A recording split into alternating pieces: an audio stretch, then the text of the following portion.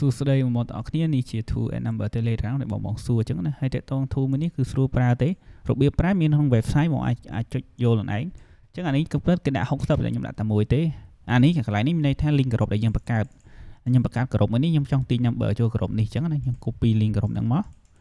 ផាសចូលទៅនេះមកអូខេផាសចូលហើយកន្លែងនេះបងប្អូន link មានតែចង់ទាញពីក្រុមណាគេយក link ក្រុមគេមកដាក់ហ្នឹងមកទាញ number ចេញពីក្រុមគេបានហើយយកអត់ឲ្យតែ publicចឹងអ្វីដែលត្រូវធ្វើហ្នឹងគឺដាក់តែប៉ុណ្្នឹងហើយរបៀបប្រើប្រាស់ផ្សេងៗខ្ញុំ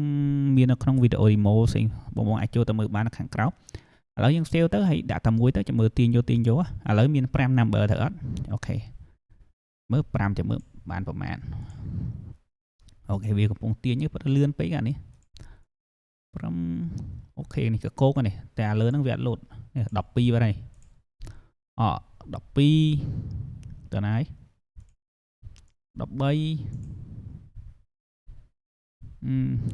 តោះវាលឿនពេកអញ្ចឹងវាលក់អត់ទាន់16 10ម៉ានហើយនេះ16ហើយអូខេយើងបាន16ហើយយើងមើលបន្ថែម19 number បាត់ទៅហើយអាកន្លែងនេះវាបិទអូតូនេះមានន័យម៉េចវាលឿនពេកអញ្ចឹងក៏ប៉ុន្តែនេះធ្វើត្រូវអស់ហើយតែប៉ុណ្្នឹងគឺរួចរាល់អស់ហើយយើងមើលបាន18 number អូខេហើយខ្ញុំកំណត់វាក្នុងមួយ account តិចបាន10មែនទេនេះក្នុងមួយ account បើយើងដាក់20 30ក៏បានដែរឥឡូវតែ20ទេឡើង18ឯងអញ្ចឹងបងធ្វើការអាចទាញយកក្នុង website បានតាក់ទង tool មួយនេះអញ្ចឹង website នៅណានេះ website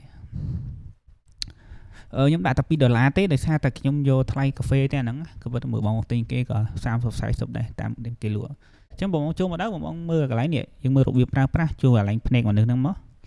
អានេះរបៀបប្រើប្រាស់ត្រួសទេតែបើចង់បានរបៀបប្រើប្រាស់ពេញលេញនេះបង copy ឲ្យ YouTube link channel នេះយល់ហើយ link channel នេះ copy យក pass ទៅ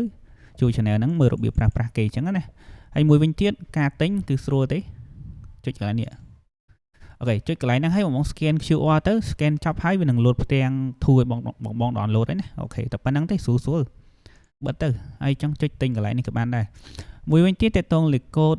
tool ណានេះបាទលេខកូដនេះ copy អាហ្នឹងយកទៅដាក់នៅ folder ហ្នឹងទៅប្រើបានហើយបាទតែប៉ុណ្្នឹងទេបាទអរគុណច្រើន